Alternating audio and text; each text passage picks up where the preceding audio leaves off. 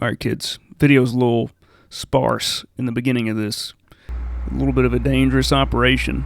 As you can see, we're dragging this thing out of a pretty hairy situation. What we have here is a 16-inch Reed-Prentice standard geared head lathe, I believe. Not a lot of documentation on these old machines.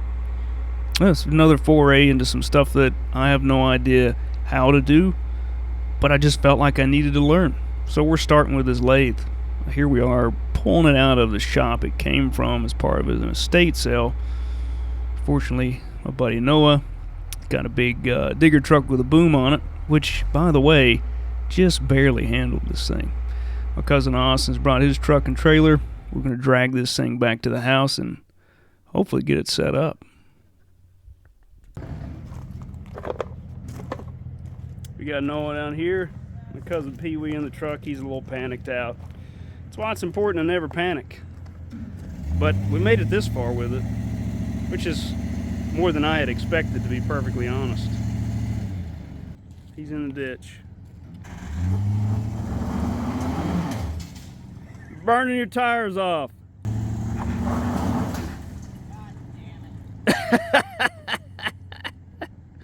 Cut to the right. Cut it to the right so you can get out of that ditch. Just leave it there. Just leave it there. Well, we got her in, and she's filthy. So we're going to clean her up real good.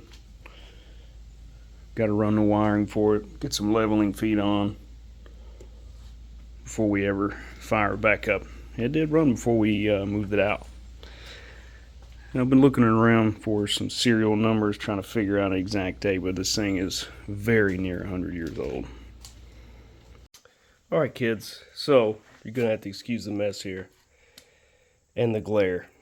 The sun's going to jack with this picture a little bit. Maybe we should start from this side. So we got this Prentice 16-inch lathe. Things from the early 1900s as far as I can tell, like pre-World War II. But it's in good shape for the most part. Heavy as hell on it though. So we got a 10-foot bed, or maybe an 8-foot bed actually. I think we're about 6 feet between centers. Has a 16-inch swing. It came with a static phase converter. When we pulled it from the shop it was in. But I wanted to get a new one. And also, I set that one on fire when I tried to plug it in the first time. Can you still see the smoke coming off of the converter? Yeah. I don't think that's supposed to happen. We were idiots and didn't take good pictures of the wiring. Well, we did, but I didn't have them until I'd already set it on fire. Either way, good reason to get a good rotary phase converter. Now, a little caveat here. This stuff can be incredibly dangerous. We're talking about some pretty high voltages here. If you don't know what you're doing when it comes to wiring, don't do it. Don't do it. Hire somebody, pay somebody. It's not worth dying or setting your shop on fire. My breakers are off. Everything we're going to touch here is dead today. So what are we going to do? Well, we have this American rotary 5 horsepower phase converter. So this is the main panel here with the start and stop switch, a lot of the electronics, starting circuits, and that sort of thing. And then over here we have what's called the idler or generator, but it's basically a 5 horsepower 3-phase motor. Now, how does this work? Well, it's a little complicated. I'm going to give you an explanation as far as my best understanding. This thing contains a starting circuit, some capacitors, a few other things that is basically going to trick that motor over there into thinking it has 3-phase power, basically. So it's going to start that motor.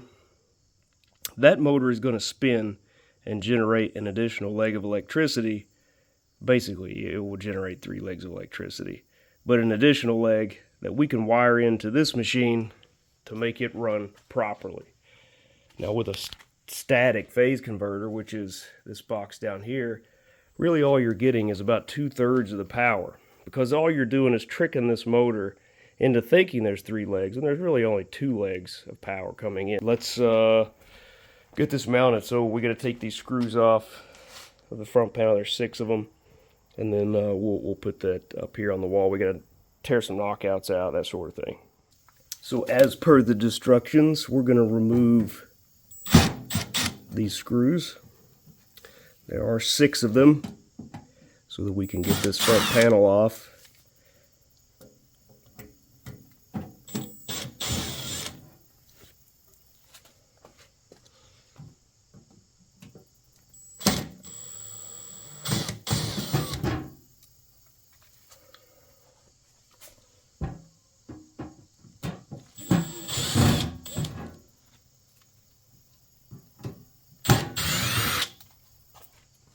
So 2 on the front, 4 on either side, top and bottom.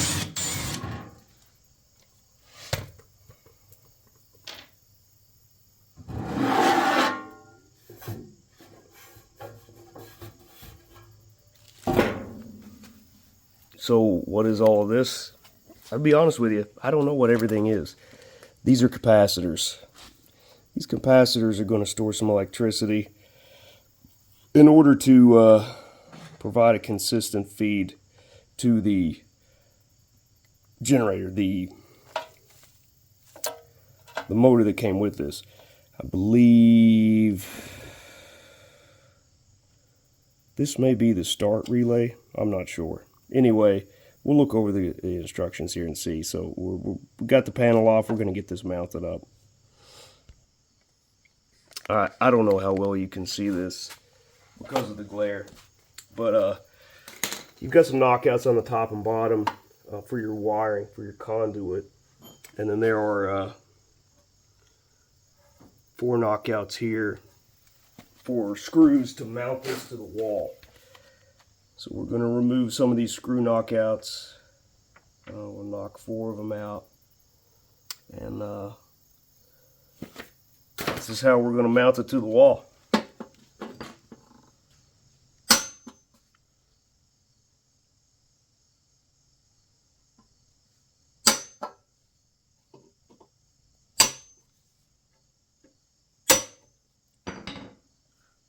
Do not drop these down in here and leave them, because having loose pieces of metal inside of a box full of high voltage electronic equipment is a terrible idea.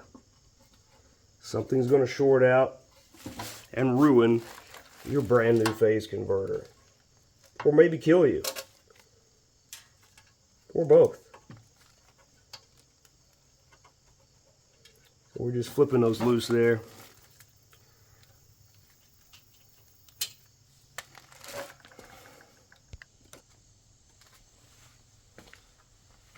So I know I want the box on this side of the wall.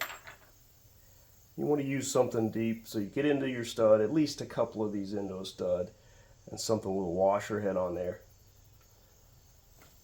Or put a washer on it.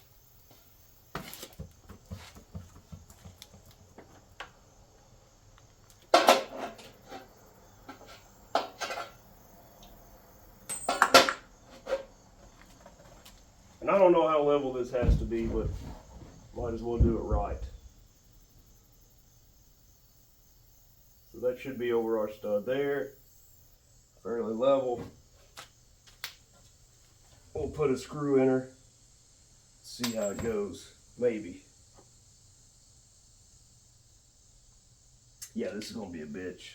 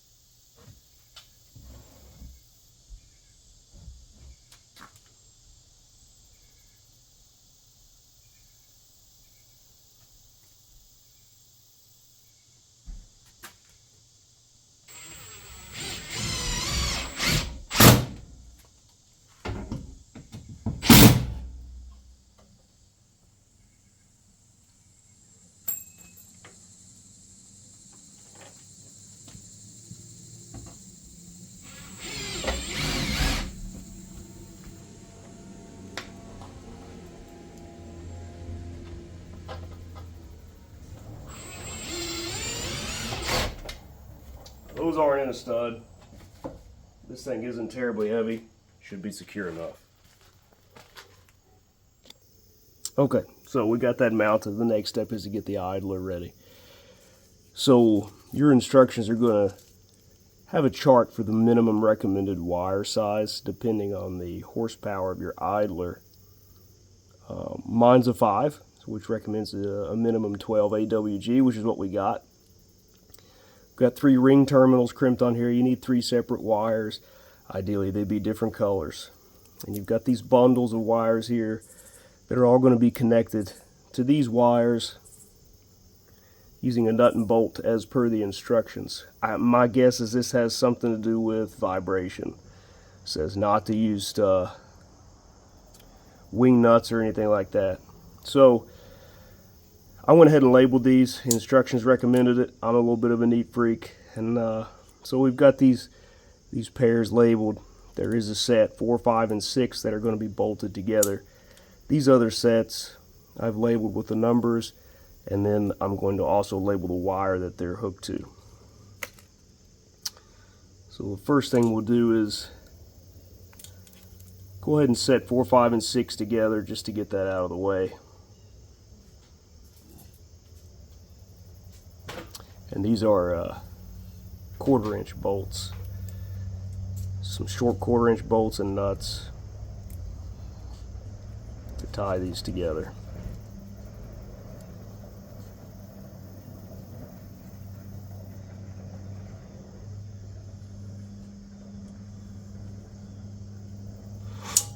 So the next step we'll do 3 and 9 is C.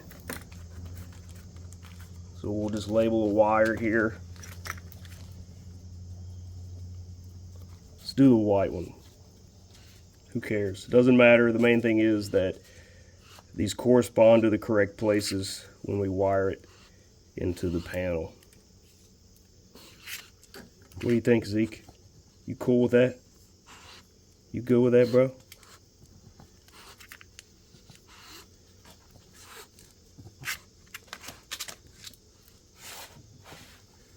Alright, so we got 3 and 9 is C. And we'll clamp it together with 3 and 9.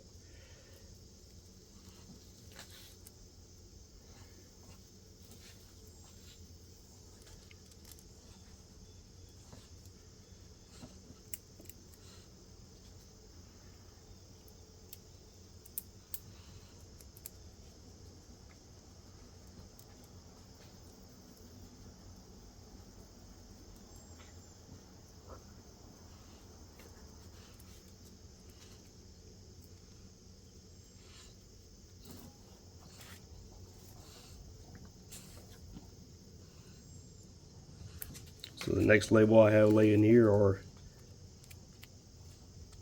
2, 8, and B. So we're going to go 2, 8, and B will be the red.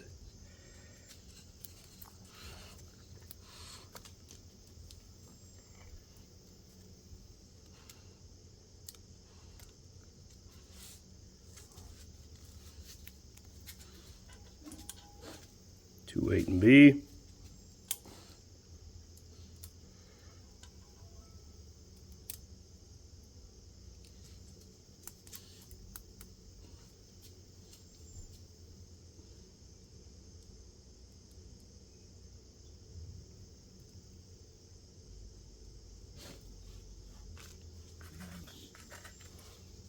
The last one is 1 and 7 and A.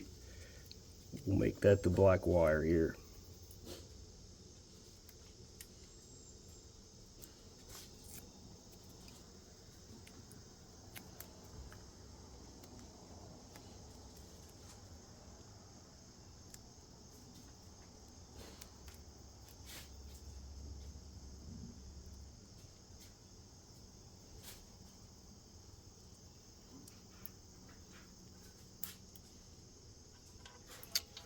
One and 7, 1 and 7.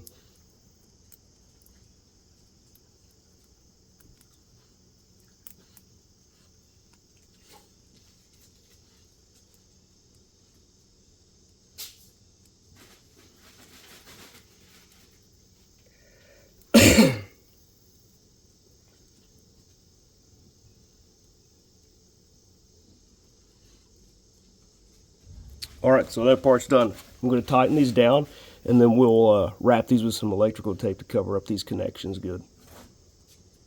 One important thing to note, make sure you put your wires through the knockout before you go through all this trouble, because then you're going to have to do what I got to do and loosen all these up and put them back through your knockout. We'll be back with more tips from the Idiot's Approach. Alright, we're going to go ahead and put the feet on while we got the idler here. I'm assuming this is the right way. These are the feet. We're mounting this on the ground, not on the wall. So the only way I can figure this to work is bolt drops in there, goes on here, washer, lock nut.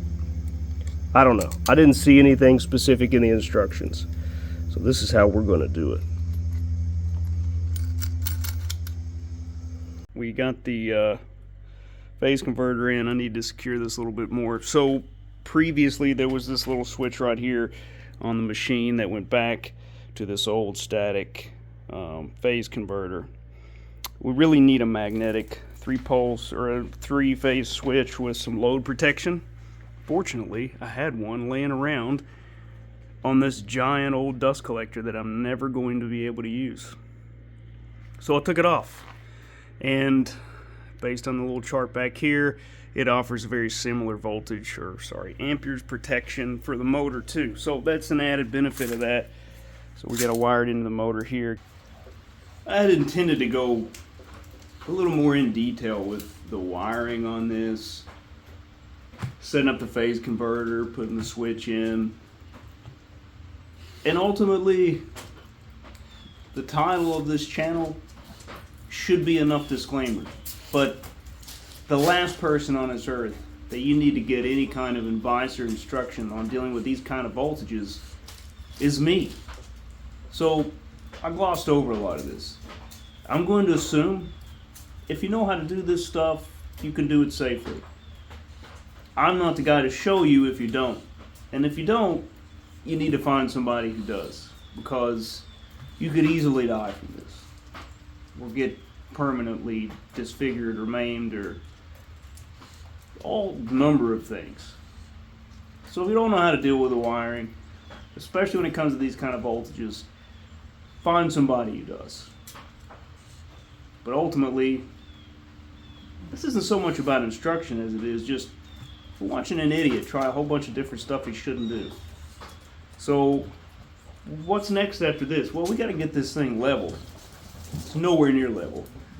I did a couple cuts on it just because I'm anxious and I wanted to see it run. It's definitely cutting at a taper. The tool's not remotely centered on the piece. We're probably going to have to do some alignment work on the tailstock and the spindle. But right now we got to get some kind of leveling mechanism on this. Probably just some very simple feet.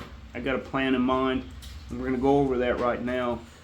And then maybe we'll look at trying to do the leveling. I'm not sure that I'm totally capable of the kind of precision we're going to need for this. I do have some machinist levels. I don't know if I have the right straight edges. I'm going to have to see just how wide all of my stuff is going to go on these on the ways here. But let's get down to making the leveling feet.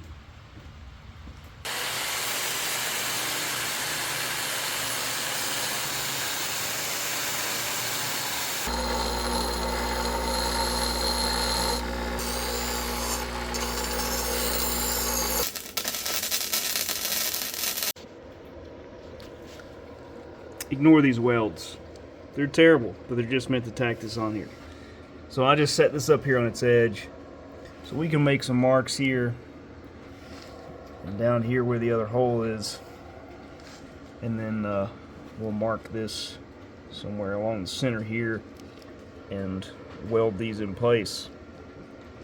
I can't put it underneath because we've got these blocks under there. That would be ideal, is to lay this strip underneath it and drop those bolts down there and make a mark. We got enough play that I think we can get these close enough, and this will set right down on it when we get it ready. Should probably check the alignment on these before we get too happy, huh? Let's check it out.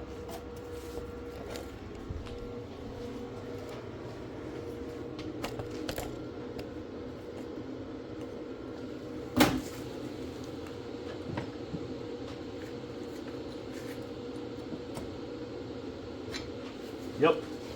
Looks like they're going to fit. Very simple. Hideous welds, but they'll hold. Alright, so after juggling some blocking, we got the leveling feet under the two legs underneath the headstock. So let's move down here near the tail of the bed and do the same thing. Got my little hydraulic jack here. This thing's pretty handy. It's a little short for this job, but it can move more than enough to lift this thing. So I'll show you how I did this process, and hopefully no one will get smashed.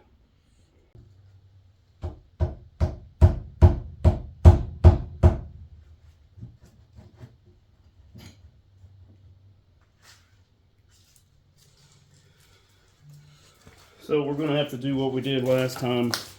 Very likely going to have to jack this up, add some additional blocking, put it back down, put some blocking under the jack to get enough height to slide our piece underneath there.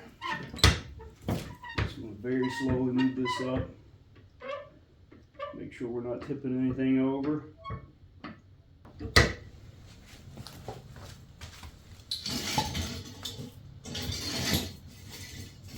All right. Let me zoom you in here and we'll show you what we're doing. If this thing falls over on you, I apologize. But you'll be hurting a lot less than I am.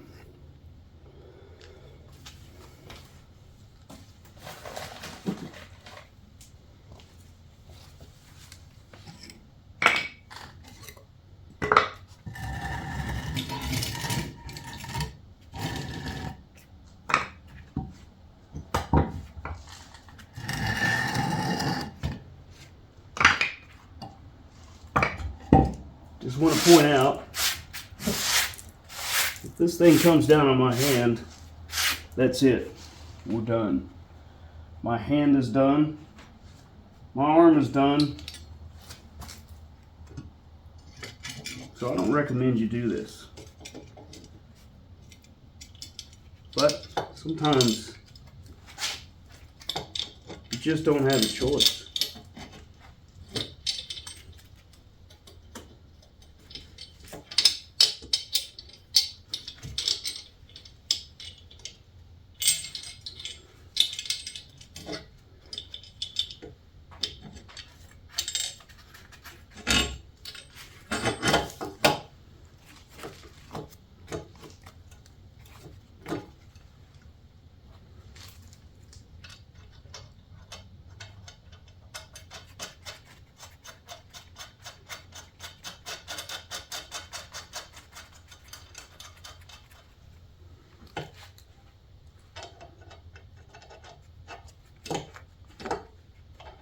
I believe I'm going to leave this blocking out. Once we get these in, we'll just let this whole side down. And then we can work the blocking out from the other end by taking the jack back down there, jack it up just a little bit, pull those out, and hopefully these nuts are going to be enough. There's a little close-up for you. Still got some blocking underneath this, but eventually we work those out. Hopefully you can tell a little bit more about what's going on here. On the bottom, all you can see is what would essentially be the lock nut. There's another nut above that, and that's what I use to adjust the level on these. Actually, using my machinist level, got this pretty close to level. I won't have to get a master level. Some straight edges or 1, 2, 3 blocks on there to span the ways. Check this in a few different places. We'll cover that in another episode. This thing has drug on long enough. But here we are. You're probably going to see 100 other videos of this thing. I really want to refinish a lot of the painting on it. There's a ton of other things we're going to have to do with some of the mechanical parts of the headstock. We'll cover all that later. But that's it for this episode.